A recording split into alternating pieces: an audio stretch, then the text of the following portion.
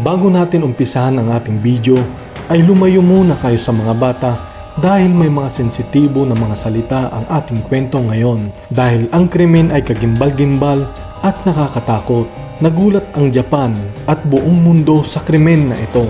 January 18, 1971, ipinanganak si Junko Furuta, gitna sa tatlong magkakapatid at nag-iisang babae lang si Junko. Kilalang kilala sa school nila si Junko bilang mabait, matalino dahil mataas sa mga grado niya, walang bisyo na kahit ano, at habang nag-aaral nung high school ay nagtatrabaho na sa factory noong October 1988. Nag-iipon si Junko para sa kanyang graduation trip pagkatapos ng high school. November 1988, dito na nagbago at naging miserable ang buhay ni Junko. Si Hiroshi Miyano ay kilala sa kanilang school bilang isang bully. Nagpapakilala rin bilang isang yakuza. Ang sabi ng ilan ay nagkakagusto si Miyano kay Junko. Pero binasted lamang siya ni Junko. Walang pwedeng tumanggi sa akin. Yan ang sinabi ni Miyano. Pagkalipas ng ilang araw ng pagbasted, nakatambay si Miyano at ang kaibigan niyang si Minato sa isang park. Bandang alas 8:30 ng gabi ay napansin nilang paparating si Junko gamit ang bike. Tinadyakan ni Minato ang bike at nagkunwari namang tumulong si Miyano na akala ni Junko na mabait na lalaki ito.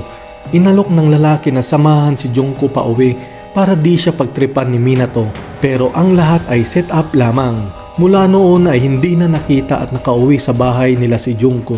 Persahang ipinunta ni Miyano si Junko sa isang warehouse at dito na ni-rape si Junko. Tinakot ito at sinabihang papatayin siya at pamilya nito kung magsusumbong o gagawa ng ingay. Dinala si Junko sa park at dito ay nag-aantay na ang mga sospek na si Minato, Ogura at Watanabe.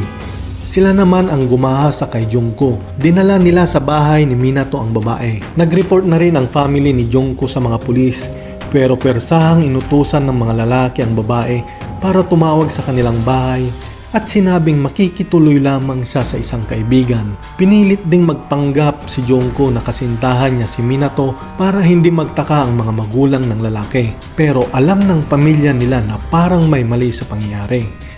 Tinakot ng mga yakuza ang pamilya ni Minato na wag nang ipagsabi ang nangyayari sa loob ng bahay nila. 44 days na nahimik ang pamilya ni Minato dahil alam nila kung gaano kalakas ang mga koneksyon ng mga yakuza.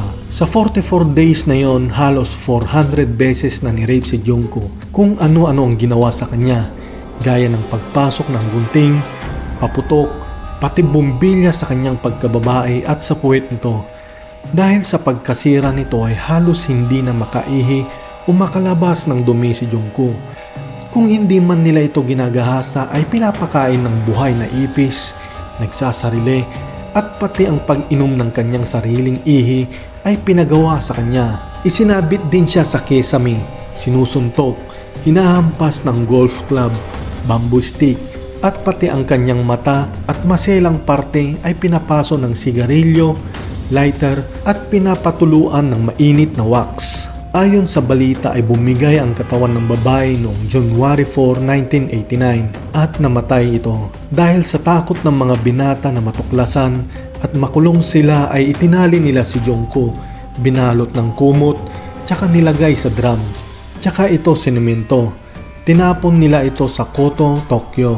Pagkalipas ng ilang araw, naaresto si Miyano at Ogura noong January 23, 1989. Dahil may ni-rape at kinidnap na naman silang isang 19 years old. March 29, ang dalawang pulis ay nag-imbestiga sa kanilang bahay at nakita nila ang mga gamit at mga panty ng babae. Hinala ng mga pulis ay sangkot ang dalawa sa pagkawala ni Junko, kaya nagtanong sila at pinaamin. Umamin sa krimen si Ogura na sila ang pumatay at kung saan matatagpuan ang katawan ni Junko. Hinanap nila sa mismong lugar kung saan itinuro ng mga sospek at nahanap nga nila ito. Natukoy din na si Junko ang laman ng drum dahil sa fingerprints nito. April 1, 1989, inaresto sina Ogura, Watanabe, Minato, kapatid ni Minato, pati na rin sila Tetsuo Nakamura at Koichi Ihara dahil nakitaan sila ng DNA sa loob ng katawan ng babae. Dito na tayo sa pinataw na parusa sa mga sospek na sobrang kontrobersyal dahil napakagaan lamang nito kontra sa mga nagawa kay Junko. Si Miyano ay makukulong lang ng 20 years. Si Minato naman ay 5 to 9 years. Si Ogura ay 5 to 10 years at si Watanabe naman ay 5 to 7 years lamang. Napakaikli lang ng mga taon ng pagkakakulong sa kanila sa kadahilan ng mga minor pa lang daw sila. Pero ayon sa report ay dahil sa mga koneksyon nila sa mga Yakuza, kaya yun lang ang ipinataw sa kanila. Sa mga nakulong at nakalaya na, mismong si Watanabe lang ang hindi na nakulong at bumalik sa bilangguan dahil nagbago na ito. Mula noong naganap ang krimen, hanggang sa ngayon ay sinasabi ng mga taga-Japan na justice has not been served in Furuta's case. Kayo mga kababayan, ano sa tingin nyo ang dapat na parusa sa mga lalaking yon? Comment nyo na lang mga kababayan at subukan kong ma-reply sa mga sagot nyo. Salamat sa pakikinig at ingat po tayong lagi mga kababayan.